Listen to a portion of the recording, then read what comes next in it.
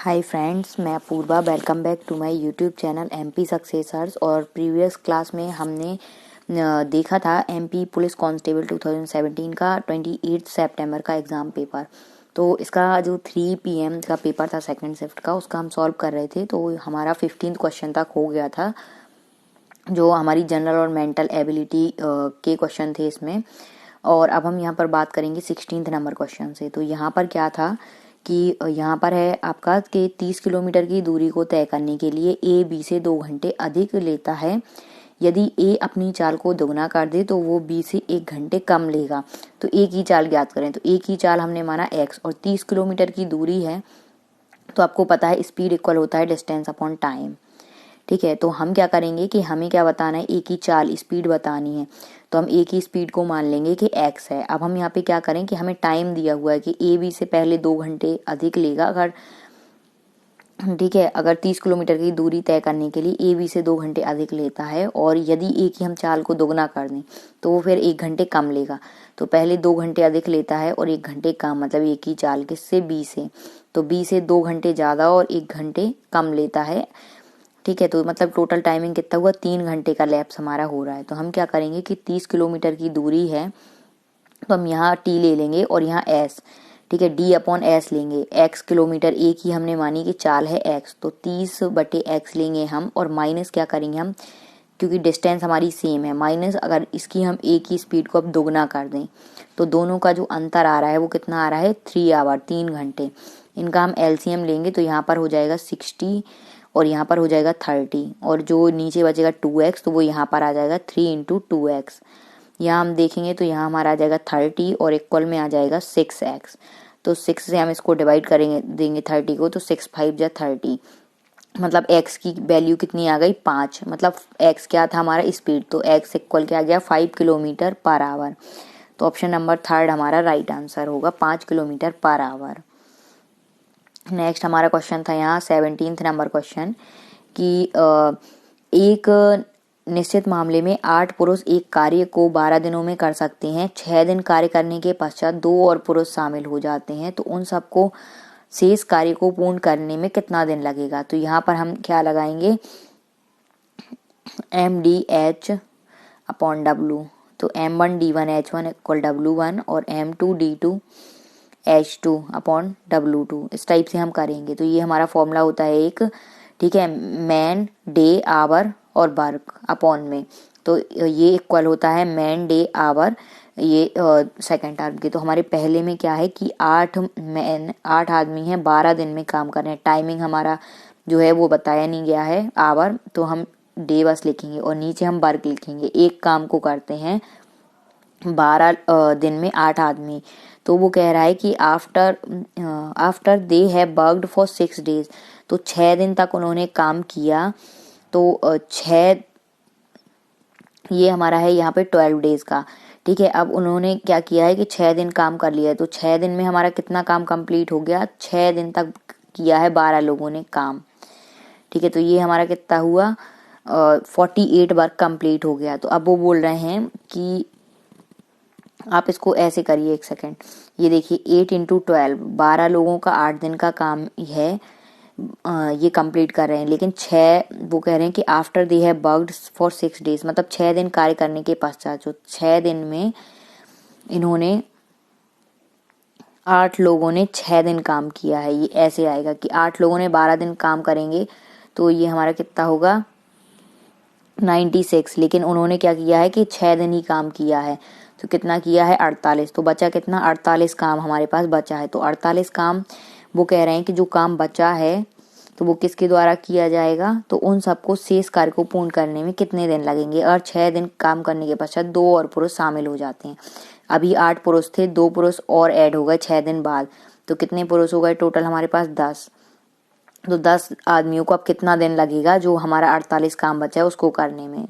तो हम क्या करेंगे, यहाँ 2 5 जा 10, 2 2 जा 4 और 2 4 जा 8, तो ये आ गया 24/5, और ये हम भाग दे देंगे इससे, तो 4 टाइम्स पूरा चला जाएगा 20, और 4/5 आ जाएगा। तो इतने डेज उसे लगेंगे, 4 डेज 4/5, 4 × 4/5 डेज आपका टाइम रहेगा। तो 4 × 4/5, ऑप्शन नंबर बी हमारा यहाँ पर राइट आंसर होगा।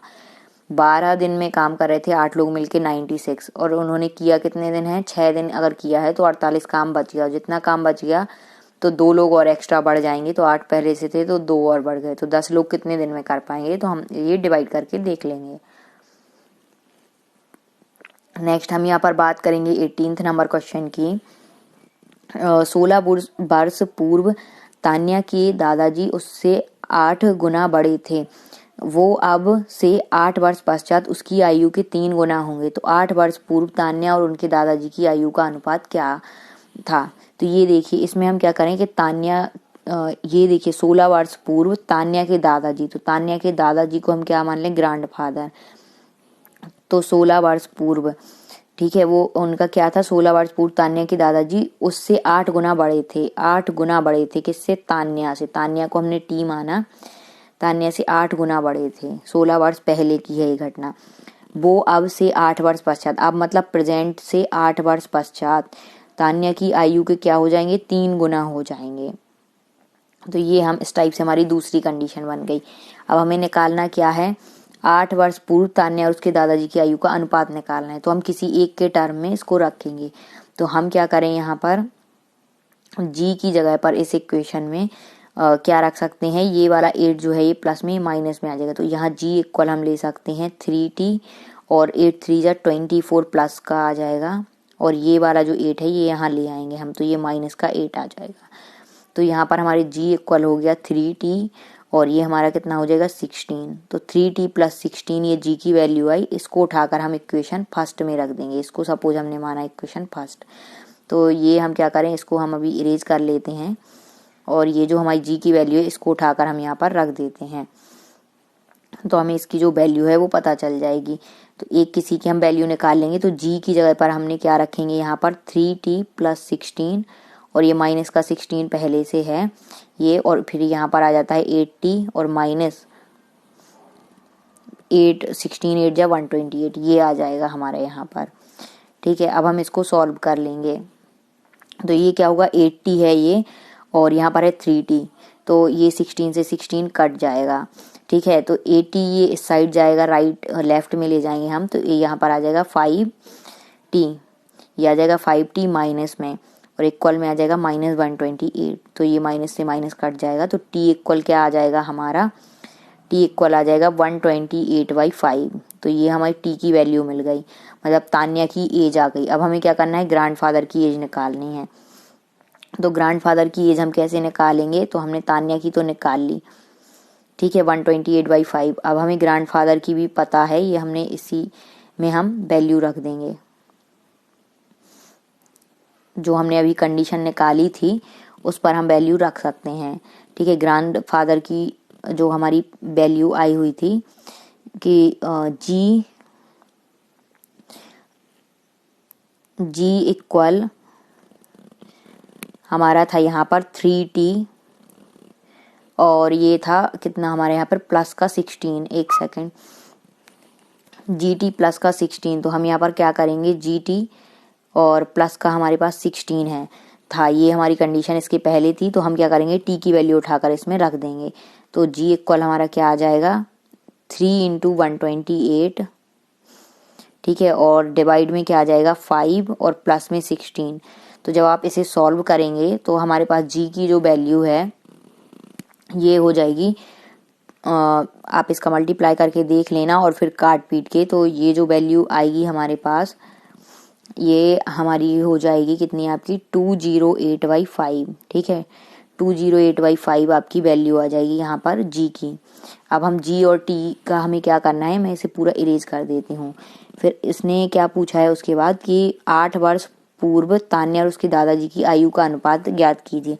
तो देखिए हम क्या करेंगे, तान्या -8 और उसके दादाजी का क्या था, g -8। तो तान्या की क्या थी, 128/5 माइनस, यहाँ पे क्या ले लेंगे हम 8, और ऐसे ही इसमें ले लेंगे 208/5 माइनस 8। ठीक है, अब आप इसको जब सॉल्व करेंगे तो ये जो वैल्यू है ये निकल कर आ जाएगी। इसको आपको सॉल्व करना होगा, तो यहाँ पे आप सॉल्व करेंगे, और ये जो माइनस यहाँ पे आप सॉल्व कर लेंगे तो ये एलसीएम ले लेंगे ना, तो आप यहाँ पे 8 5 जा 40, यहाँ भी 40 हो जाएगा और ये 5 से ये 5 कट जाएगा, 120 आप यहाँ से सब्ट्रैक्ट कर लेंगे तो फाइनल जो आंसर आएगा हमारा वो यहाँ पर आ जाएगा 11/53। तो इस टाइप से आप इसको सॉल्व करते हैं तो ये आपका आंसर आ जाता। ठीक है, हम यहाँ पर बात करेंगे अब नेक्स्ट क्वेश्चन की, 19th नंबर।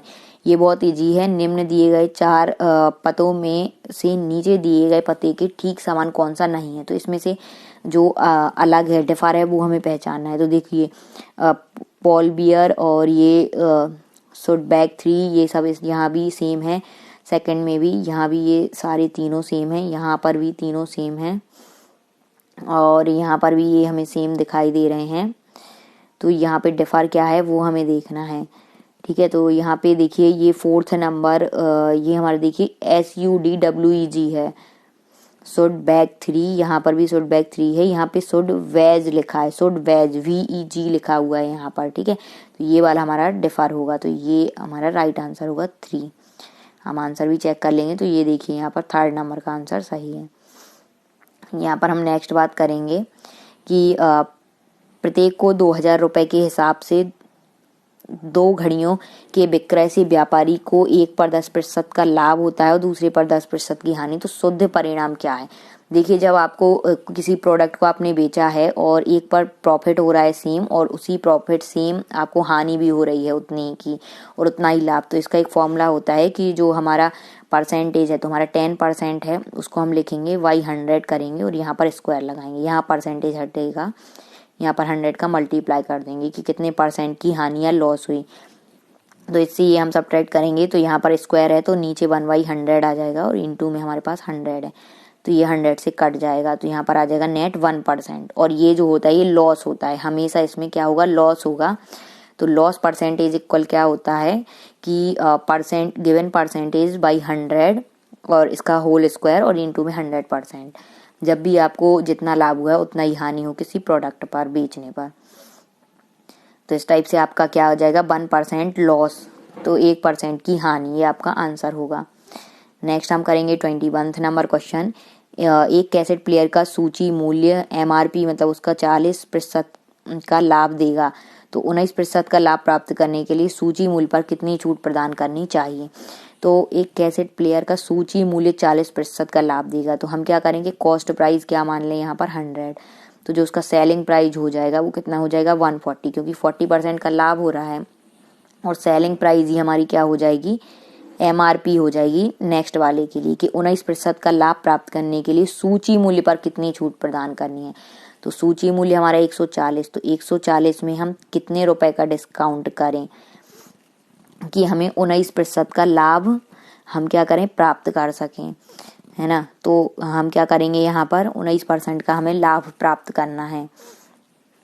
तो अब यहाँ पर हम कैसे इसको सॉल्व करें, तो जैसे आपका 140 आपका हो जाएगा यहाँ पर कॉस्ट प्राइस, तो cost price minus selling price, 19% का लाभ प्राप्त करना है, तो ये क्या हो जाएगा 119 हो जाएगा हमारा, क्योंकि एक सेकेंड, हाँ 140 आपका ये हो जाएगा और सेलिंग प्राइस, ठीक है, और कॉस्ट प्राइस आपका 119 है, तो आप इससे सब्ट्रैक्ट करके देखेंगे और नीचे हमारा क्या आ जाएगा यहाँ पर कॉस्ट प्राइस 119 और एक सेकेंड, ओके। तो यहाँ पे जो हमने लिखा था वो हमारा सही मतलब कि ठीक था। यहाँ पे कॉस्ट प्राइस आपका 100 मान के चलेंगे हमने, ठीक है। तो सेलिंग प्राइस हमारा क्या हो जाएगा 140। अब वो कह रहा है कि अगर हमें 19% का लाभ प्राप्त करना है तो सूची मूल्य पर कितनी छूट प्रदान करें, तो हम कितना डिस्काउंट दें। तो यहाँ पर क्या होगा, डिस्काउंट परसेंटेज कितना हो जाएगा 140 माइनस ये हमारा क्या है MRP, यही हमारा सूची मूल्य हो जाएगा। इसी पर हम इसको हम 40% छूट देंगे तो हम क्या करेंगे 100 रुपये में इसको बेच पाएंगे। अगर हमें प्रॉफिट अर्न करना है तो हमें कितने में बेचना होगा इसको 140 में, अगर 40% का प्रॉफिट अर्न करना है। अब अगर हम 19% का लाभ प्राप्त करना है हमें, तो ये कितना हो जाएगा हमारा 119 रुपीज़ हो जाएगा 19% का लाभ कॉस्ट प्राइस पर, ठीक है। तो हमें कितना छूट प्रदान करनी पड़ेगी, तो हम क्या करें 140 हमारा यहाँ आएगा, 140 से हम सब्ट्रैक्ट करेंगे कि हमें कितना लाभ मिले, तो 140 से आपने सब्ट्रैक्ट करेंगे तो यहाँ आ जाएगा 21, यहाँ आ जाएगा 140 और हमें परसेंटेज में निकालना है तो 100% का मल्टीप्लाई किया जाएगा। तो एक जीरो से एक जीरो यहाँ पर कट जाएगा और यहाँ पर बचेगा 7 2 जा 14 और 7 3 जा 21। तो ऊपर है 30 और नीचे क्या आ जाएगा 2, तो 2 से काटेंगे तो 15% हमारा आ जाएगा। ठीक है कि हमें जो है 19% अगर लाभ प्राप्त करना है तो हमें कितना छूट देनी पड़ेगी, 15% का डिस्काउंट देना पड़ेगा। इस टाइप से आप इसको सॉल्व कर सकते हैं। नेक्स्ट हम यहाँ पर बात करेंगे 22 नंबर क्वेश्चन की कि एक रेलगाड़ी 81 किलोमीटर प्रति घंटा की चाल से चलती है, 20 मिनट में वह कितने मीटर चलेगी। तो देखिए 81 ये क्या है, किलोमीटर पर आवर से चलती है, तो 20 मिनट में कितने मीटर चलेगी। तो 20 मिनट का मल्टीप्लाई करेंगे, यहाँ पर है 81 और किलोमीटर को हम क्या करेंगे, मीटर में कर लेंगे, क्योंकि आंसर में हम देख रहे हैं तो मीटर में आंसर आ रहा है, कितने मीटर चलेगी उसने पूछा है। तो ये आ जाएगा हमारा मीटर और यहाँ मिनट है तो नीचे भी हम क्या करेंगे मिनट, तो 1 घंटे में 60 मिनट और इंटू 20 ऊपर है, तो ये हमारा टोटल किस में आ जाएगा, मीटर में। तो 20 से काट देंगे तो 3 और 3 से इसको काटेंगे तो हमारा कितना आ जाएगा, यहाँ पर आ जाएगा 27। तो 27 गुणे 1000 तो 27,000 मीटर हमारा राइट आंसर होगा। ठीक है, इस टाइप से इसको आपको करना है। ये बहुत सिंपल क्वेश्चन था। नेक्स्ट यहाँ पर है कि इफ ₹368 डिवाइडेड अमंग 360 रुपए को अब्दुल, आबू और चंदर में 2:3:4 के अनुपात में विभाजित किया जाए तो बाबू को प्राप्त होंगे। तो देखिए हम बाबू के लिए बात करें तो बाबू का यहाँ पर बात करें तो ये है बाबू, बाबू को कितना प्राप्त होगा। तो हम क्या करें कि बाबू का कितना है नंबर, तो उसका रेशियो है 3, तो 3 ऊपर लिखेंगे और इन तीनों का सम हम नीचे लिखेंगे। तो 4 3 7 और 2 9 आ रहा है, इन तीनों का सम 2 + 3 + 4। ठीक है, जो टोटल रेशियो और नंबर कितना है हमारे पास ₹360। तो हम क्या करेंगे, इसको डिवाइड कर लेंगे। तो 3 3 जा 9, 3 1 जा 3, 3 2 जा 6, 120। तो ऑप्शन नंबर बी सेकंड हमारा राइट आंसर होगा। 120 रुपए बाबू को मिलेंगे।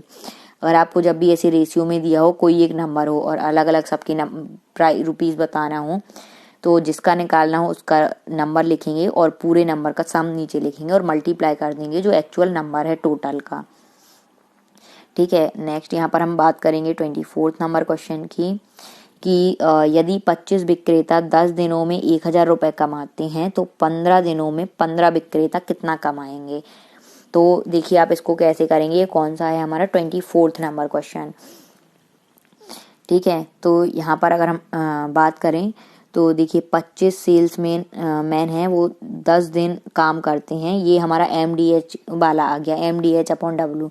तो 25 सेल्समैन अर्न करते हैं कितना, 1000 रुपए 10 दिन काम करके। तो then how much will 15 salesman earn in 15 days, 15 salesman 15 दिन काम करके कितना अर्न करेंगे। ठीक है, तो उनकी अर्निंग क्या होगी। तो इस टाइप से हम इसको लिख लेंगे। तो इस टाइप से हमने यहाँ से कट किया और ये 25 4 जा हो गया और यहाँ पे हमारा कितना आएगा, ये अर्निंग यहाँ हमारे चला जाएगा और ये 4 यहाँ पर। तो 15 × 15 होता है 225 और इंटू 4 आप करेंगे तो कितना आ जाएगा 900 रुपीज़। तो ये आ जाएगा हमारा ऑप्शन नंबर 1 हमारा राइट आंसर हो जाएगा 900 रुपये। इस टाइप से इसको करना था। अब 25 नंबर क्वेश्चन की बात करें तो यहाँ है राजा बाएं मुड़ने से पहले उत्तर दिशा की ओर 3 किलोमीटर चला, इस बाएं मोड़ को लेने के पश्चात वो 4 किलोमीटर चला और फिर बाएं मुड़ा, इस बार 6 किलोमीटर चलने के पश्चात वो बाएं मुड़ा और 8 किलोमीटर चलने के पश्चात रुक गया। तो प्रारंभिक बिंदु के संदर्भ में उसकी वर्तमान स्थिति क्या है। देखिए सबसे पहले क्या उसने बोला कि राजा बाएं मुड़ने से पहले उत्तर दिशा की ओर 3 किलोमीटर चला। तो यहाँ से सपोज हमने 3 किलोमीटर लिया, उसने क्या बोला बाएं मुड़ने से पहले, फिर अब वो क्या होगा बाएं मुड़ेगा, तो ये हमारा लेफ्ट हो गया और वो 4 किलोमीटर चला, पहले 3 फिर 4। ठीक है, फिर उसके बाद उसने क्या कहा और फिर बाएं मुड़ा और इस बार 6 किलोमीटर चलने के पश्चात वो बाएं मुड़ा और फिर 8 किलोमीटर चलने के पश्चात ठीक है रुक गया, तो 8 किलोमीटर यहाँ चला। तो प्रारंभिक बिंदु ये है और इसके संदर्भ में उसकी वर्तमान स्थिति क्या है, तो ये हम यहाँ से देख लेंगे।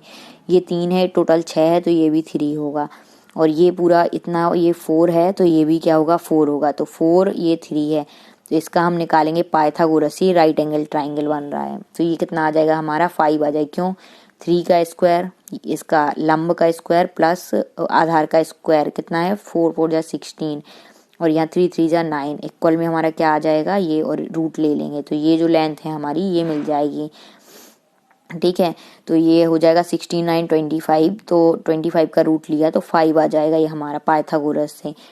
तो ये हो जाएगा हमारा 5, और ये किस दिशा में है, तो ये हमारा है यहाँ हमारा पड़ता है ये कौन सा, ये आपका ईस्ट पड़ेगा और ये साउथ, तो साउथ ईस्ट में 5 किलोमीटर आएगा आपका। तो ऑप्शन नंबर 4 हमारा राइट आंसर हो जाएगा यहाँ पर।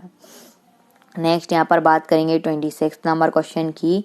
198 सेंटीमीटर की प्रत्येक भुजा के एक समबाहु त्रिकोण को बनाने के लिए एक तार को मोड़ा जाता है। वृत्त को बनाने के लिए तार को फिर से आकार दिया जाता है, तो वृत्त का व्यास कितना है। तो जो वृत्त का व्यास है वो हम कैसे फाइंड करेंगे, यहाँ पर उसको हम देखेंगे।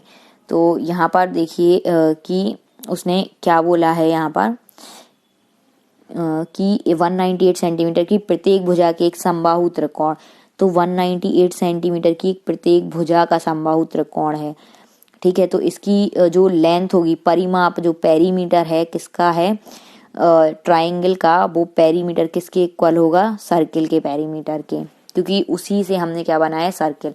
तो 198 इंटू 3 साइड्स हैं तो 3 इंटू ए हो जाएगा, तो 3a, और जो सर्किल होता है उसका क्या होता है 2 पाई r, 22/7 इंटू r। तो वृत्त का हमें व्यास बताना है, तो फिर हम क्या करें, यहाँ पर यहाँ d कर लें और यहाँ पर 2 हटा दें, तो पाई d होता है वृत्त का सरकमफेरेंस, यानी कि वृत्त की परिधि। तो इस टाइप से हम इसको कर लेंगे। अब हम इसको यहाँ पर देखेंगे तो कितना आ रहा है ये, तो 198, ये आप 11 से काट सकते हैं, 11 2 जा 22 और ये 11 1 जा 11 आ जाएगा, और यहाँ बचेगा 8, तो 11 8 जा इतना 8, और ये आ जाएगा 18 इंटू 3। ठीक है, और फिर ये 2 से फिर कट जाएगा, 2 9 जा 18, तो 9 3 जा कितना आ जाएगा 27 और इंटू 7 ये बचेगा, और यहाँ बचेगा हमारा क्या डायामीटर, तो 7 7 जा 49 की 9 कैरी 4 लेंगे, तो 7 2 जा कितना हो जाएगा हमारा 14, और ये हो जाएगा 18, 4 ऐड कर देंगे तो 189 सेंटीमीटर ये हमारा आंसर आ गया इसका डायामीटर का। ठीक है, जब भी आपसे कहे कि किसी वायर को मोड़कर कोई शेप दिया गया है, तो जितना उस वायर का सरकमफेरेंस या उस वायर की लेंथ होगी उतना ही जो फिगर बनेगा दूसरा उसका भी मतलब कि उसका चाहे आप परिधि बोलें या उसका पेरीमीटर भी उसके समान होगा। आगे बात करेंगे यहाँ पर 27 नंबर क्वेश्चन की, कि मानसी के दादाजी कहते हैं, मानसी अब मैं तुम्हारे पिता से 30 वर्ष बड़ा हूँ। ठीक है, तो और 15 वर्ष पूर्व मैं तुम्हारे पिता से 2 सही 1/2 गुना बड़ा था। तो वर्तमान में दादाजी कितने वर्ष के हैं, तो दादाजी को हमने माना ग्रैंडफादर, उन्होंने बोला कि अब मैं तुम्हारे पिता जो उसके फादर हैं मानसी के उससे 30 वर्ष बड़ा हूँ। ठीक है, तो ये कंडीशन एक आ गई। अब 15 वर्ष पूर्व, तो ग्रैंडफादर 15 वर्ष पहले उन्होंने बोला कि तुम्हारे पिता जो मानसी के फादर हैं उससे कितना 2 सही 1/2 गुना बड़ा था। तो मतलब कि कितना हुआ यहाँ पर 5/2 गुना बड़ा था। ठीक है, तो ये इस टाइप से हमारा दूसरी कंडीशन आ जाएगी। अब हम यहाँ पर क्या करें, तो वर्तमान में दादाजी कितने वर्ष के, तो हमें जी की वैल्यू निकालनी है, तो हम एफ जहाँ पर है वहाँ हम क्या करेंगे जी रख देंगे। तो एफ इसको हम क्या लिख सकते हैं, एफ की जगह पर G-30 equal F, G-30 equal F उठाकर हम कहाँ रख देंगे एफ की वैल्यू यहाँ पर। तो ये कंडीशन हमारी आ जाएगी, ये 2 हमारा यहाँ चला जाएगा, तो ये आ जाएगा 2G-30 इक्वल 5 की मल्टीप्लाई इसमें, तो 5F और -15 इंटू 5 कितना हो जाएगा हमारा 75। और हम अब क्या करेंगे, F की जगह पर हमें क्या रखना है G-30। तो नेक्स्ट स्टेप में हम यहाँ पर कर सकते हैं, इसको मैं इरेज कर दे रही हूँ, बस यहाँ इतना रख लेंगे हम। ठीक है, G की जगह पर हमको क्या रखना है यहाँ पर 2G -30 और ये माइनस का 75 भी हम यहाँ ले आते हैं तो प्लस का 75 हो जाएगा ये, ठीक है। और इक्वल में हमारे पास कितना है 5 और f की जगह पर हमें क्या रखना है g -30। तो ये हमारा हो जाएगा 2g, इसको भी हम इरेज कर लेते हैं। अब हमें सिर्फ g की टर्म चाहिए, दादाजी की एज बतानी है हमें, तो 2g माइनस ये प्लस हो जाएगा, ये इसको हम सब्ट्रैक्ट करेंगे तो 5 और यहाँ पे 4 45 बचेगा और इक्वल में आ जाएगा हमारे पास 5g माइनस 150, ठीक है। 5 का मल्टीप्लाई g में और -30 में। अब हम क्या करें, यहाँ पर 5g है या 2g है, तो इसको हम क्या करें और इसको हम यहाँ ले जाते हैं 150 को लेफ्ट में और 2g को राइट में। तो यहाँ पर अगर हम देखें तो 5g माइनस 2g बचता है 3g और ये 150 प्लस हो जाता है 45 में, तो 5 और 5 4 9 और 1 195 आ जाता है। अब 3 से हम इसको काट देंगे तो ये आ जाएगा 3 6 जा 18 और 1 3 5 जा 15, तो जी की वैल्यू हमारे पास आ जाती है 65। दादाजी की वैल्यू कितनी है, प्रेजेंट एज 65 वर्ष। इस टाइप से हम इसको कर सकते हैं, तो आप लोगों को भी ऐसी करना है। तो यहाँ पर ऑप्शन नंबर आप देखेंगे तो 3rd हमारा राइट आंसर हो जाएगा। नेक्स्ट हम बात करेंगे 28 नंबर क्वेश्चन की। वो न्यूनतम संख्या जिसे कि 319 से घटाना पड़ेगा ताकि शेषफल पूर्ण रूप से 23 से विभाजित हो सके। तो हम क्या करेंगे कि 319 को हमें क्या करना है, यहाँ पर 319 को हमें क्या करना है, डिवाइड करना है 23 से। 319 को हम 23 से डिवाइड करेंगे तो हमें क्या पता चलेगा, घटाना पड़े ताकि शेषफल जो है वो पूर्ण रूप से 23 से विभाजित हो सके।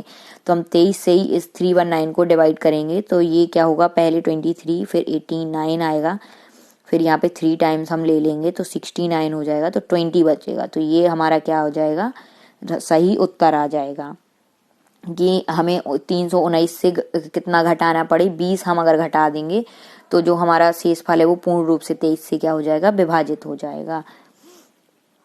तो यहाँ पर हमें ऑप्शन नंबर 3 हमारा क्या है, राइट आंसर आ जाएगा 20। नेक्स्ट हम बात करेंगे यहाँ पर 29 नंबर क्वेश्चन की कि एक विद्यालय में 4/5 लड़के हैं, यदि लड़कियों की संख्या 200 है तो लड़कों की संख्या होगी।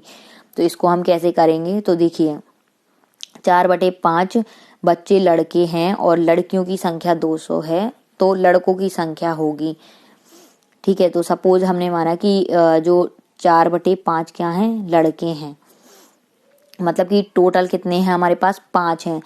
तो इसको हम क्या लिख सकते हैं, 4 × 4 + 1, ठीक है।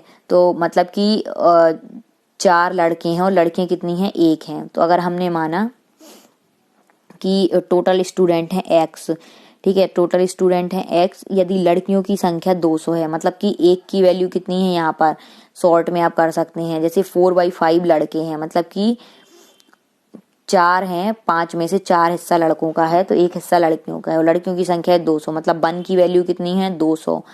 तो जो 4 की वैल्यू कितनी होगी, तो 4 × 200 यानी कि 800। तो ऑप्शन नंबर 3 हमारा राइट आंसर हो जाएगा 800। इस टाइप से हम निकाल लेंगे कि लड़के कितने हैं 800, लड़कियां कितनी हैं 200, मतलब टोटल स्टूडेंट कितने हुए 1000। ये इसकी शॉर्ट ट्रिक थी। अब बात करेंगे 30 नंबर क्वेश्चन की कि एक व्यक्ति ने एक फोन खरीदा और विक्रेता ने 5% की छूट प्राप्त की। उसने अपने क्रय मूल्य पर 10% के लाभ पर उसे बेच दिया।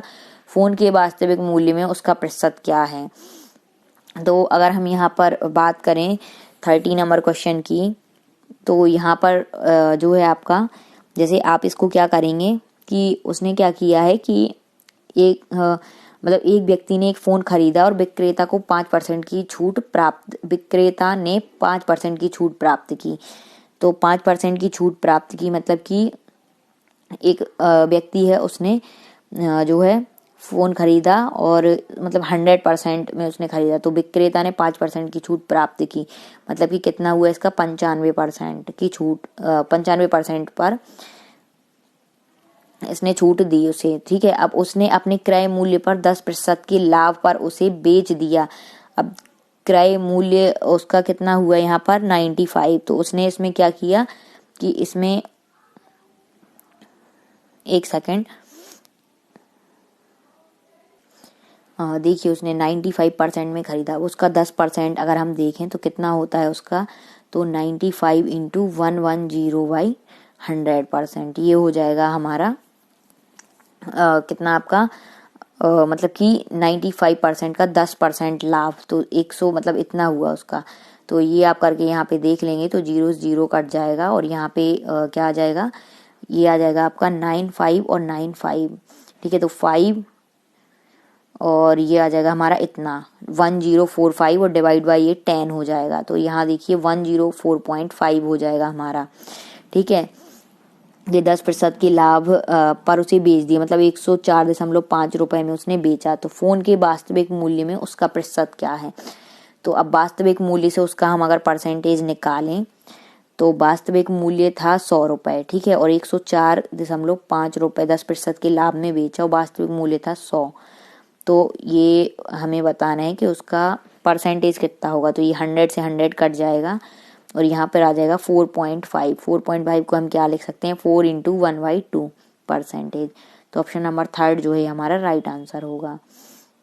यहाँ पे आप आगे देख भी सकते हैं आंसर कौन सा होगा यहाँ पे, तो 4 इंटू 1/2 सीधा है कि पहले उसने मतलब कि जब खरीदा तो 5% की छूट उसे मिली, मतलब 100 का है अगर तो 95 की मिली है, और फिर उसने क्या किया है कि ये किराए मूल्य हो गया उसका, उसने अब 10% के लाभ पर बेचा। तो इसका अगर हम 10% निकालें तो मतलब कि 104.5 रुपए में उसने बेचा।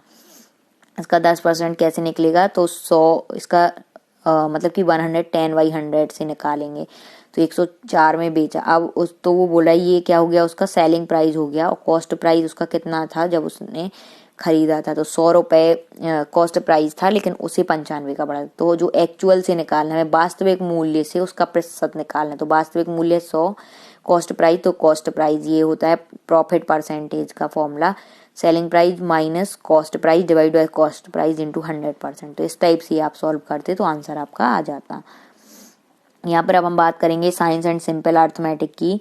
तो सबसे पहले इसमें है कि एक ABC एक समबाहु त्रिभुज है जो कि केंद्र O वाली एक वृत्त के उत्कीर्ण है। तो एंगल OBOC ज्ञात करें। तो उसने बोला है कि एक इक्विलेटरल ट्राइंगल है, इक्विलेटरल ट्राइंगल में सभी भुजाएं सेम होती हैं और जो एंगल होते हैं 60 डिग्री के होते हैं, ठीक है। तो यहाँ पे जो है सेंटर वो है, उसका केंद्र O है, O वाले एक वृत्त के उत्कीर्ण है, मतलब एक वृत्त बना हुआ है ये ऐसे। तो एंगल BOC, तो ये हम अगर यहाँ पे ले लें ABC, तो यहाँ क्या बोला है उसने, ये O है, तो angle OBC, angle BOC sorry, ये वाला एंगल हमें बताना है। तो अगर ये हम इसका हाफ हो रहा है तो ये 30 है, ये 30, और तीनों एंगल का सम होता है 180। तो 30 प्लस 30 60 डिग्री, प्लस इसको हम मान लें एंगल O को एंगल O ही लिखेंगे, इक्वल 180। तो 180 में से आप इसको सब्ट्रैक्ट कर दें तो 120 आ जाएगा। तो ऑप्शन नंबर 3 हमारा राइट आंसर हो जाएगा, ठीक है। तो इस टाइप से आपको इसको करना था कि ये हम ट्राइंगल लेंगे BOC, ये सेंटर है, तो ये भी हमारा इक्वल होगा। ये जो एंगल है ये 60 के होते हैं, तो इसका हाफ हुआ 30, यहाँ भी 30 हुआ, तो 30 प्लस 30 और ये तीनों एंगल का सम 180। तो 180 से 60 को सब्ट्रैक्ट करेंगे तो 120 हमारा आ गया। सेकंड है यहाँ पर कि एक समलंब चतुर्भुज में एंगल ABCD हैं, तो x और y का मान ज्ञात कीजिए। अब समलंब चतुर्भुज यानी ट्रिपेजियम, तो ट्रिपेजियम इस टाइप से है। यहाँ पे हमने माना कि ये A है, ये B है, ये C है, ये D है। तो आपको पता है कि अगर कोई भी समलंब चतुर्भुज होता है तो इसकी ये जो आमने सामने की भुजाएं हैं, ये सामने वाली ऊपर नीचे की, ये बस पैरेलल होती हैं, ठीक है। तो और ये जो एंगल होंगे ये A प्लस D और B प्लस C, इन दोनों का सम होता है B प्लस C, इन दो एंगल का सम होगा 180, और D प्लस A एंगल का सम होता है 180, क्योंकि ये दोनों एक दूसरे के पैरेलल हैं और ये इस लाइन से जुड़ी हुई हैं। तो इन दोनों के सम क्या होता है 180। तो angle B plus angle D हम लिख लेंगे पहले, B plus C sorry, angle B plus angle C equal होगा 180। तो एंगल B की हमारे पास कितनी वैल्यू है, एंगल B है 22 और प्लस एंगल C हमारे पास कितना है 98 है, तो 98 डिग्री है, तो 180 इक्वल में आ जाएगा। तो 180 से हम इसको सब्ट्रैक्ट कर लेंगे, तो 22 इक्वल हमारे पास क्या आ जाएगा 2, यहाँ पर 90 से सब्ट्रैक्ट करेंगे और यहाँ पे कितना आ जाएगा 17।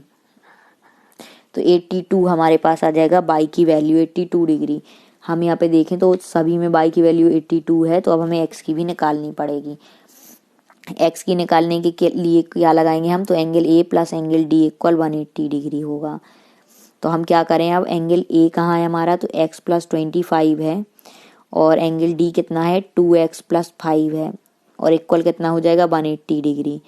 तो ये हो जाएगा x और ये 2x, तो हमारे पास कितना हो गया यहाँ पर, थोड़ा सा हम इसको इरेज कर लेते हैं। तो ये हो जाएगा 3x और ये 25 और ये हो गया 30, और इक्वल में है 180 डिग्री। तो ये हमने सब्ट्रैक्ट किया तो 3x इक्वल हमारे पास आ जाएगा 150 डिग्री, और 3 से हम काटेंगे तो 3 5 जा 15 और 0, तो x इक्वल आ जाएगा 50। तो x इक्वल 50 और y इक्वल 82 डिग्री आंसर हमारा यहाँ पर आ जाएगा। नेक्स्ट हम यहाँ पर बात करेंगे थर्ड नंबर क्वेश्चन की। तो यहाँ पर जो हमारा थर्ड नंबर क्वेश्चन है, इसमें हम क्या करेंगे, ये देखिए आप, ये जो एंगल्स होते हैं यहाँ पर, ये वाला जो एंगल है ये एंगल है, तो इन दोनों एंगल का सम क्या होता है 180। एंगल पी और एंगल ओ, यहाँ पे दिया हुआ है कि एंगल ए ओ पी ये दिया हुआ है एक्स है, ठीक है। तो और angle O P C, angle O P C equal ये क्या है बाई है, और इनका रेशियो है 5:13। तो find the value of x and y. तो ये हमें पता है कि ये जो एंगल है ये जेड बना रहा है, तो angle x equal angle by होगा, ठीक है। और यहाँ पे क्या बता रहा है कि एक्स और बाई का, एक second, angle O P C बताया है उसने, ओ पी सी, सॉरी, ये एक सेकेंड, इसको हम पूरा हटा लेते हैं। एंगल ए ओ पी इस यहाँ है एक्स, और एंगल ओ पी सी ये जो हमारा एंगल है ये हमारा एंगल है बाई।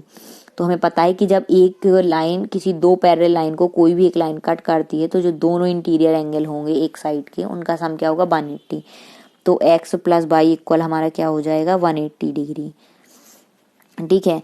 अब इसमें क्या है कि एक्स और वाई की रेशियो है, तो हम मान लेंगे कि ये थीटा मान लेंगे, एंगल निकालना है क्योंकि हमें, ठीक है। तो एक्स और वाई के मान बताना है, तो एक्स को हम लिख सकते हैं यहाँ पर 5 थीटा, और वाई को क्या लिख सकते हैं 13 थीटा, क्योंकि ये रेशियो में है। तो रेशियो अगर हटाना है तो किसी कांस्टेंट, सॉरी, वेरिएबल का इसमें मल्टीप्लाई करना होगा दोनों में।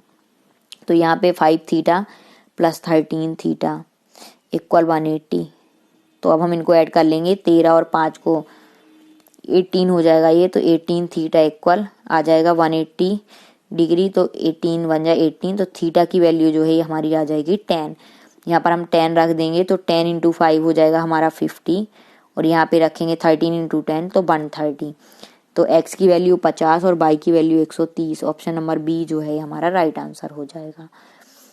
इस टाइप से आपको ये करना होगा। नेक्स्ट हम यहाँ पर बात करेंगे फोर्थ नंबर क्वेश्चन की। तो फोर्थ नंबर क्वेश्चन हम कैसे करें, तो एक आदमी 50 किलोमीटर की दूरी 40 किलोमीटर प्रति घंटे की चाल से तय करता है तथा 70 किलोमीटर की अन्य दूरी 30 किलोमीटर प्रति घंटे की चाल से तय करता है, तो संपूर्ण यात्रा की औसत चाल होगी। देखिए, जब भी आपको ऐसी स्पीड पूछी जाए और आपको यहाँ पे क्या दिया है, उसने डिस्टेंस दी है और स्पीड खुद ही दी है, तो हम यहाँ पे क्या करते हैं, डिस्टेंस, टोटल डिस्टेंस मतलब d1 plus d2 divide by d1 upon t1, sorry d1 upon s1 plus d2 upon s2 करते हैं। इस टाइप से ये फॉर्मूला हम लगाते हैं, क्योंकि d अपॉन s इक्वल क्या हो जाता है t, तो ये हमारा एक t निकल आया है, दूसरा t और ये ऊपर d, तो d अपॉन टी इक्वल हो जाता है s। तो ये वाला फॉर्मूला हम यहाँ पर यूज करेंगे, ठीक है। तो अब हम इसको कैसे करेंगे, तो पहले है हमारा कि 50 किलोमीटर की दूरी और फिर है 70 किलोमीटर की दूरी। 50 किलोमीटर की दूरी जो है वो तय करता है 40 किलोमीटर पर आवर से, और जो 70 किलोमीटर की दूरी है वो तय करता है 30 किलोमीटर पर आवर से। तो ये हम ऊपर ऐड कर लेंगे तो 120 आ जाएगा। नीचे हम एलसीएम लेंगे, तो ये हमारा आ जाएगा, नीचे एलसीएम लेने पर कितना हमारा आएगा, यहाँ पर ये 40 और 30 का लेंगे तो 3 5 जा 15 आ जाएगा यहाँ पर, और यहाँ पर अगर हम देखें तो कितना आ जाएगा, 7 4 जा 280 वाई कितना आ जाएगा हमारा यहाँ पर 120, ठीक है। ये हम लेंगे तो यहाँ पर जो है 120 ऊपर 120 है, और ये भी 120 ऊपर चला जाएगा ये वाला, और नीचे बचेगा हमारे यहाँ पर 150 और 280 का सम। तो ये हमारा कितना होगा यहाँ पर 430, ठीक है।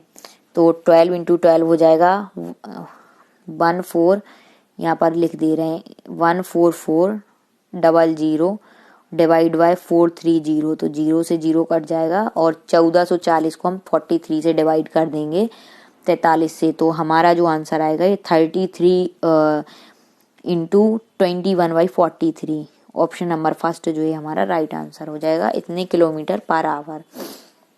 तो ये आपको ऐसे करना होगा। नेक्स्ट हम यहाँ पर बात करेंगे 5th नंबर क्वेश्चन की, कि एक गांव की जनसंख्या 5000 लोग हैं तथा प्रति व्यक्ति प्रतिदिन 100 लीटर जल की आवश्यकता होती है। तो गांव में क्रमशः 25 मीटर, 10 मीटर और 6 मीटर के परिमाण वाला एक टैंक है। तो टैंक में पानी कितने दिनों तक चलेगा?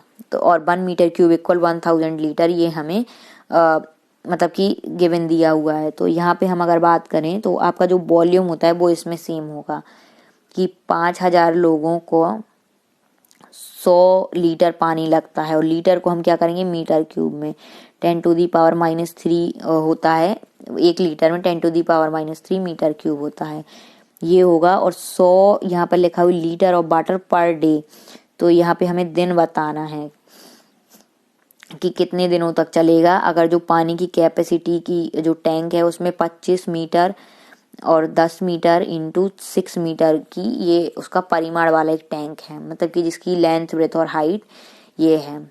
तो बस इससे अब हम क्या करेंगे, ये हमारा 100 पर डे था तो हमने डे का मल्टीप्लाई कर दिया जिससे दिन खत्म हो जाए, और यहाँ मीटर क्यूब है, यहाँ भी मीटर क्यूब आएगा, तो ये भी खत्म इससे हो जाएंगी यूनिट।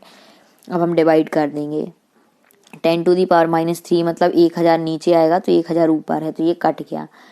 यहाँ पर सामने 25 है, यहाँ 100 है, तो 25 चौको 100 हो जाएगा, और यहाँ से 5 दूनी 10 हो जाएंगे, और यहाँ से 2 दूनी 4 हो जाएगा, ठीक है। और यहाँ से 2 3 6, मतलब डी इक्वल यहाँ हमारे पास बचा है डी, तो डी इक्वल यहाँ पर क्या बचा है हमारे पास 3, तो डी इक्वल 3 यानी 3 दिन, डी इक्वल 3 डेज यहाँ पर हमारा आंसर हो जाएगा। नेक्स्ट हम बात करेंगे यहाँ पर 6 नंबर क्वेश्चन की। राम एक वस्तु को 15% के लाभ पर बेचता है, यदि उसने इसे 21 रुपए अधिक में बेचा होता तो वह 18% अर्जित कर सकता था, तो वस्तु का लागत मूल्य होगा। तो यहाँ पर वस्तु का लागत मूल्य क्या होगा ये हमें बताना है, ठीक है। तो यहाँ पे देखिए आपकी कॉस्ट प्राइस क्या है, कॉस्ट प्राइस हम कैसे निकालते हैं, कॉस्ट प्राइस इक्वल होता है सेलिंग प्राइस, ठीक है, इंटू 100 बाई प्रॉफिट परसेंटेज। तो 115 हमें कितने परसेंटेज 100 प्लस प्रॉफिट परसेंट, तो 15% का लाभ हुआ, तो कॉस्ट प्राइस हमारा इतना हो जाएगा। अब उसने क्या कहा कि had he sold it for ₹21 मोर, अगर वो इसे 21 रुपए ज़्यादा में बेचता, सेलिंग प्राइस जितने में उसने बेचा 21 रुपए और ज़्यादा में बेचता, ठीक है, तो क्या होता, ही वुड गेन 18% प्रॉफिट, तो वो उसे 18% का प्रॉफिट मिल जाता। तो उसे कितना प्रॉफिट मिल जाता 18, तो ये हमारा नया कॉस्ट प्राइस आ गया, कॉस्ट CP1 है ना। तो the cost price of the article will be, तो आर्टिकल का जो एक्चुअल कॉस्ट प्राइस है वो कितना होगा। तो अब हम कैसे निकालें कॉस्ट प्राइस कितना होगा, तो ये जो कॉस्ट प्राइस है यहाँ पर हम क्या करेंगे, अब ये कॉस्ट प्राइस यहाँ पर हम जो कॉस्ट प्राइस ये है और ये सेलिंग प्राइस है, तो हम क्या करें, हमें कॉस्ट प्राइस निकालना है, तो ये जो कॉस्ट प्राइस है यहाँ पर सेलिंग प्राइस की वैल्यू हम कॉस्ट प्राइस के टर्म में निकालेंगे। मतलब हम क्या करेंगे, इसको लिख देंगे 115/100 ऑफ CP इक्वल क्या हो जाएगा हमारा SP। इस SP के टर्म में हमने निकाला तो इसको यहाँ ले गए और 100 को नीचे, इसको भी हम ऐसे ही सॉल्व कर लेंगे। 100 यहाँ पर हम ले जाएंगे 118, यहाँ पर हो जाएगा 100, तो यहाँ पर हम ऊपर वाला भी इरेज कर दे रहे हैं क्योंकि हमें कॉस्ट प्राइस बताना है कि एक्चुअल था कितना। तो अब हमने यहाँ पे देखा कि यहाँ पर हमारा कितना आ गया 118/100 CP, ठीक है, 118/100 ऑफ CP, और यहाँ पे कितना है SP, तो SP की वैल्यू हमने कितनी निकाली 115/100 CP, और ये हमारा कितना था +21, तो ये 21, तो इसको हम इससे सब्ट्रैक्ट कर देंगे तो ये आ जाएगा इक्वल में 21 और यहाँ पर आ जाएगा माइनस। तो 118 में से 115 सब्ट्रैक्ट करेंगे तो हमारे पास कितना बचेगा, 3/100 और इक्वल में 21। यहाँ पर हमारे पास कितना बचेगा, 3/100 और ये है CP और इक्वल यहाँ पर है 21। तो 3 से हम काटेंगे तो 3 7 या 21 और 100 का मल्टीप्लाई यहाँ, तो CP इक्वल कितना आ जाएगा, ₹700। ऑप्शन नंबर 3 हमारा राइट आंसर हो जाएगा 700। तो लागत मूल्य कितना था, 700 रुपये था। नेक्स्ट हम यहाँ पर बात करेंगे 7th नंबर क्वेश्चन की। 2 टावर हैं, 2 towers are 30 metre and 35 metre high, they are 12 metre apart. एक 30 मीटर है, एक 35 मीटर है और 12 मीटर अपार्ट हैं। तो distance between their tops will be, तो उनके जो सीट्स की दूरी है वो कितनी होगी, तो एक 35 है तो यहाँ से इंक्लाइन जाएगा ये ऐसे, तो ये 12 है अगर, तो ये भी 12 होगी। और ये 30 है, ये पूरा 35 है तो ये 30 तक होगा तो ये 5 हो जाएगा। 12 और 5 का हम राइट एंगल, ये राइट एंगल ट्राइंगल होगा तो इसका हम पाइथागोरस से ये इसकी जो कर्ण होता है वो निकालेंगे। तो 144 प्लस 25 करेंगे 169 यानी 13, ये 13 आएगा इसकी वैल्यू अगर आप right angle triangle Pythagoras theorem लगाएंगे। तो 13 मीटर हमारा राइट आंसर हो जाएगा। इस टाइप से इसको सॉल्व करना था। नेक्स्ट हम यहाँ पर करेंगे 8th नंबर क्वेश्चन कि A salary is the same as, A की जो सैलरी है मतलब ए का वेतन, ए की सैलरी, ए सैलरी ऑफ ए कितना है, बी के वेतन से 3 गुना है, SB। ठीक है, यदि दोनों साथ प्रतिमाह इतने रुपए कमाते हैं तो दोनों का वेतन ज्ञात करें। तो देखिए SA अपॉन SB हमारा कितना हो जाएगा, 3/1। दोनों का है टोटल 3680, तो दोनों का वेतन ज्ञात करें। तो पहले SA का वेतन अगर हम निकालें तो कितना हो जाएगा, ऊपर 3 नीचे 3 और 1, 3 और 1 हम जोड़ें तो 4, 4 से हम इसको काट देंगे, 4 36, 4 दूनी 8, 0। 920 में हम 3 का गुणा कर देंगे तो हमारे पास कितना आ जाएगा, 3 दूनी 6 और 3 27, 2760 आ जाएगा हमारा ए की सैलरी। तो 2760 किस में है, 4th वाले में ही बस है, तो मतलब बी की वैल्यू कितनी हो जाएगी, 920। तो ऐसे भी आप कर सकते हैं, नहीं तो आप SB की भी निकाल सकते हैं। तो कैसे भी निकाल सकते हैं, 3680 में से 2760 आप सब्ट्रैक्ट भी कर सकते हैं। तो बी की निकाल आएगी 08 में से 6 गया 2 आ जाएगा और यहाँ पे 16 में से 7 सब्ट्रैक्ट करेंगे तो 9 आ जाएगा, तो 920 आ जाएगी। तो ये आपका आंसर इस टाइप से निकल आएगा। नेक्स्ट यहाँ पर करेंगे, यहाँ पर है 4 की पावर 3/2। तो 4 की पावर 3/2 को हम क्या लिख सकते हैं, 2 की पावर 2 इंटू 3/2 और इंटू ये यहाँ पर गलत है, यहाँ 343 आप कर लेना, 343, 2 की जगह 3 कर लेना। तो 343 होता है 7, 7 की पावर 3 और उसकी पावर चढ़ा है 2/3, 3 से 3 कट जाएगा, सॉरी 2 से ये 2 कट जाएगा, ये 2 यहीं रहेगा। तो 2 की पावर 3 यानी 8 और 7 की पावर 2 यानी 49, 49 का आप 8 में मल्टीप्लाई करेंगे 392 आ जाएगा। तो ऑप्शन नंबर ए हमारा राइट आंसर होगा। यहाँ पे गलत है, यहाँ 243 लिखा है, 243 के आप फैक्टर निकालेंगे तो वो नहीं बन पाएगा। ठीक है, यहाँ पर अब हम देखेंगे इसके हमें फैक्टर निकालने हैं तो इसमें से कौन से होंगे। तो हम फैक्टर लें, 8 इंटू 3 होता है 24। तो हम मैच करें कि कौन से इसमें मैच कर रहे हैं। तो अगर हम 1 से करें तो 24, 2 से करें तो 12 होता है, 12 में से 2 सेपरेट करें तो 10 हमारा बीच वाला आ जाता है, लेकिन ये यहाँ पर प्लस है आगे, तो ये एक हमें माइनस का लेंगे एक प्लस का, तो माइनस लास्ट में आएगा और यहाँ पे हमें प्लस चाहिए।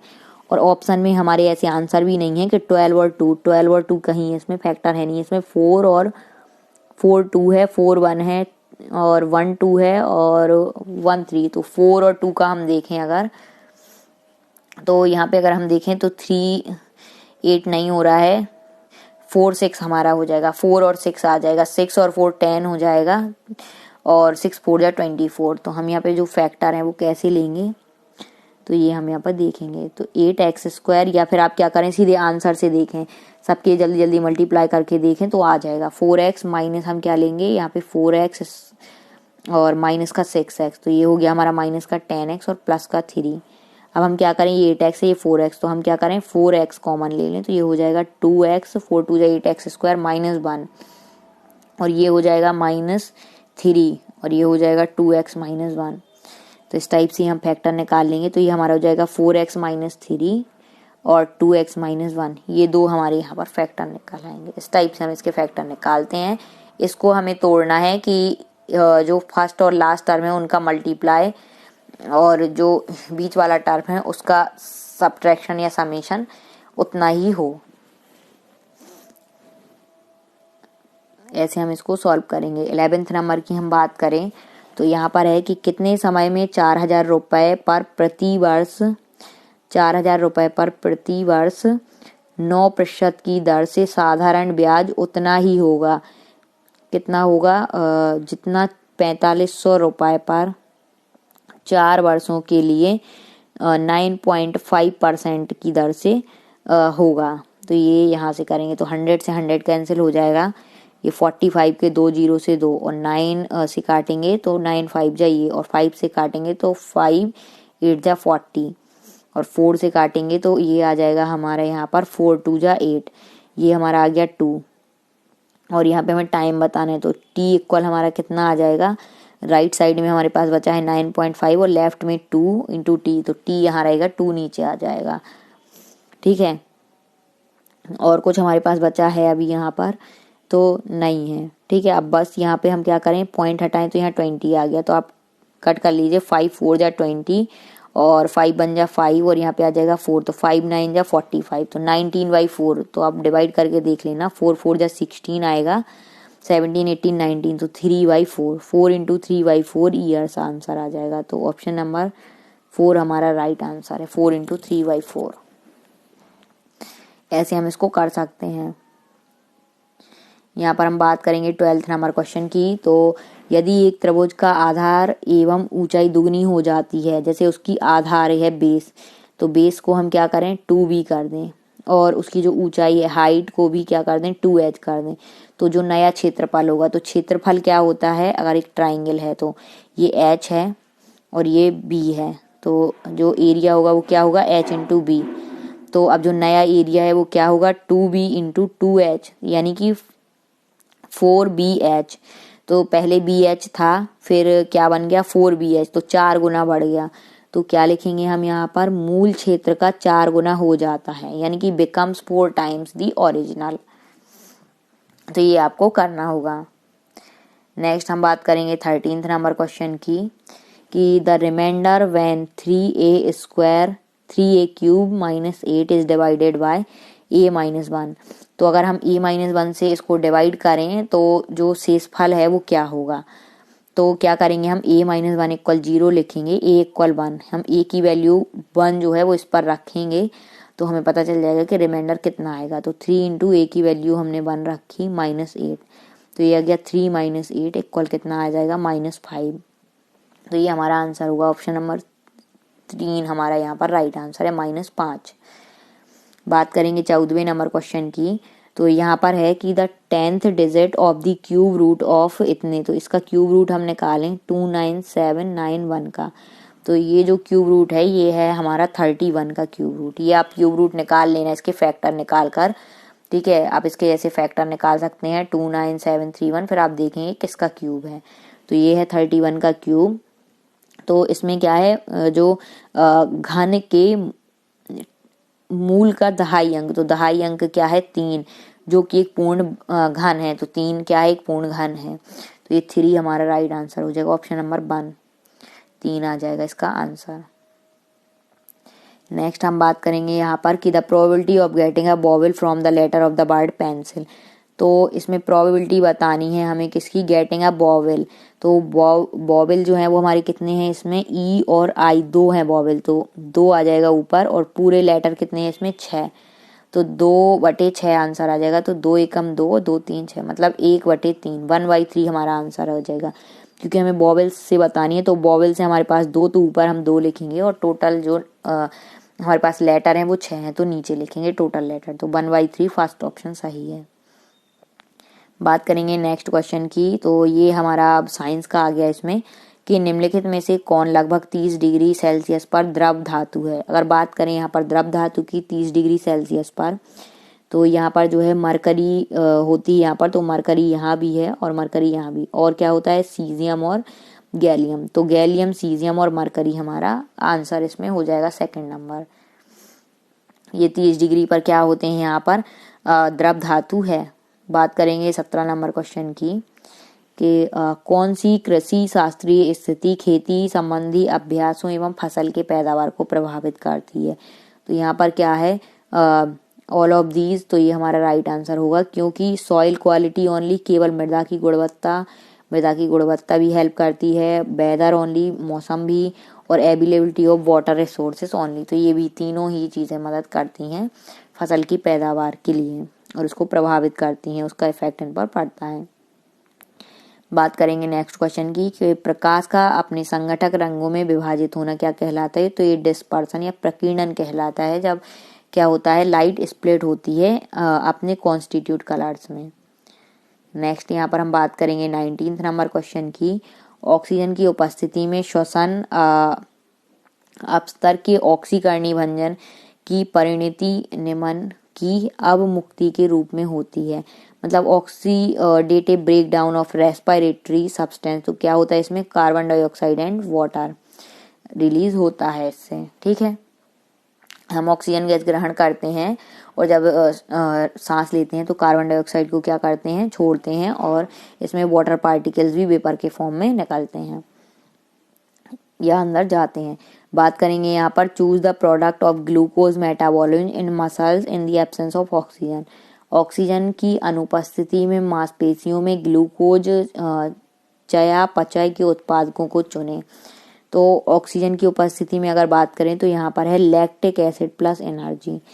लैक्टिक एसिड प्लस एनर्जी हमारा होगा ऑक्सीजन की उपस्थिति में मांसपेशियों में ग्लूकोज का उपापचय या चयापचय। तो आइए आपको याद रखना है लैक्टिक एसिड प्लस एनर्जी।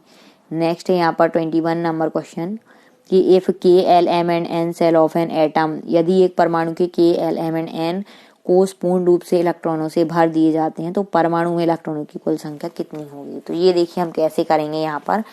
तो यहाँ पर है के एल एम और एन, तो इनके सबका हमें बताना है कि पूरे फेल हैं ये। तो के की वैल्यू अगर बात करें तो यहाँ होता है 2 × 1 का स्क्वायर, फिर एल के लिए होगा 2 × 2 का स्क्वायर, फिर यहाँ होगा 2 × 3 का स्क्वायर, और फिर यहाँ पर होगा 2 × 4 का स्क्वायर।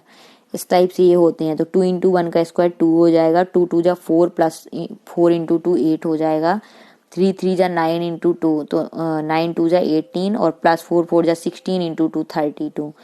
आप इन सबको ऐड करेंगे तो 8 2 10 और 8 2 10 10 10 20 0 कैरी 2 3 2 5 और 1 6 यानी कि 60। तो ऑप्शन नंबर 4 हमारे यहाँ पर राइट आंसर हो जाएगा। यहाँ पे ऐड कर लेना 2 + 8 + 18 + 32 तो 60 हो जाएगा। नेक्स्ट बात करेंगे 22 नंबर क्वेश्चन की। The term gene was coined bye, शब्द जीन द्वारा गढ़ा गया है। तो ये है यहाँ पर जीन जॉनसन। जीन जॉनसन ऐसे आप रट लेना, जी से जीन, जे से जॉनसन, जीन जॉनसन। तो शब्द जीन जॉनसन द्वारा गढ़ा गया है। बात करेंगे 23 नंबर क्वेश्चन की। पृथ्वी की कक्षा तथा सूर्य के मध्य का ग्रह निम्न है। तो प्लेनेट बताना है। The planet between the orbit of earth and the sun is. तो यहाँ पर कौन सा है, मरकरी, बुध। बात करेंगे आगे यहाँ पर कि the whole apparatus included electrodes, electrolytes and vessels containing them is. पूरा उपकरण जिसमें इलेक्ट्रोड, इलेक्ट्रोलाइट्स तथा उन्हें धारक पात्र शामिल होता है क्या कहलाता है। तो वो क्या कहलाता है, वोल्ट मीटर, जिसमें इलेक्ट्रोड, इलेक्ट्रोलाइट और क्या हो एंड वेसल कंटेनिंग दैम। तो ये होगा हमारा वोल्ट मीटर, ये आपको याद रखना है। नेक्स्ट है 25 नंबर। ध्रुव तारा आकाश में स्थिर दिखाई देता है क्योंकि जो ये क्या करता है, यह पृथ्वी के परिक्रमण की धुरी पर स्थित होता है। It locates on the axis of rotation of earth. इसलिए ये जो ध्रुव तारा है वो आकाश में कांस्टेंट दिखाई देता है, ठीक है, फिक्स्ड दिखाई देता है। नेक्स्ट यहाँ पर है 26 नंबर कि बीज के आकार के लिए परस्पर विरोधी विशेषताएं हैं। तो क्या है यहाँ पर के विरोधी विशेषता कि ये राउंड एंड रिंकल्ड, गोल और झुर्रीदार होते हैं। ये गलत है इसमें, ठीक है। नेक्स्ट है यहाँ पर कि अपचयन होने से पूर्व धातु सल्फाइड को इसमें परिवर्तित करना पड़ता है। Before reduction take place metal sulphide has to be converted to. तो रिडक्शन के पहले जो मेटल सल्फाइड होता है उसको ऑक्साइड्स में कन्वर्ट करना होता है। नेक्स्ट है यहाँ पर 28 नंबर क्वेश्चन, यहाँ पर कि which of the following is not a kind of epithelial tissue. क्या एक प्रकार का उपकला ऊतक नहीं है? तो कौन सा नहीं है? तो कनेक्टिव यानी संयोजी जो है वो एक प्रकार का उपकला ऊतक नहीं है, तो कनेक्टिव संयोजी। नेक्स्ट है 29 number, which of the following organism is not microscopic. कौन सा जीव सूक्ष्मदर्शी नहीं है? तो यहाँ पे है लाइस। लाइस जो जू जिसको बोलते हैं ये एक सूक्ष्म दर्शी नहीं है, बाकी बैक्टीरिया, वायरस और अमीबा आपका है। नेक्स्ट यहाँ पर है हमारा लास्ट क्वेश्चन। यहाँ पर अगर हम बात करें तो ये हमारा 30 नंबर की cell secretion are processed and packed up by. कोशिका स्राव निम्न के द्वारा संसाधित और संकुलित किए जाते हैं। तो अगर हम यहाँ पर बात करें तो ये है गोल्गी एपरेटस। गोल्जी एपरेटस के द्वारा कोशिका स्राव संसाधित और संकुलित किए जाते हैं। तो आज की हमारी ये जो पूरा ये मतलब 28 सितंबर का जो पेपर था या यहाँ पर हमारा पूरा कंप्लीट होता है 3 PM का। और नेक्स्ट वीडियो में हम देखेंगे नेक्स्ट पेपर नेक्स्ट शिफ्ट का और उसको भी हम सॉल्व करेंगे। तो इस टाइप से अगर आप पूरा पेपर सॉल्व कर लेंगे और ये 50+ पेपर सेट हैं, इन पूरे को अगर आपने सॉल्व कर लिया तो आपका जो एग्ज़ाम पेपर है अभी 2020-21 का ये आराम से आप क्लियर कर सकते हैं, क्योंकि इन्हीं टाइप के क्वेश्चन आपको यहाँ पर मिलेंगे। एज इट इज़ भी आपको इन 50 सेट में से पूरे क्वेश्चन आपको एज इट इज़ सारे यहाँ पर मिल जाएंगे। Thanks for watching my videos. Please video को ज़्यादा लाइक करें, शेयर करें, चैनल पर नए हैं तो चैनल को सब्सक्राइब करें। Thank you.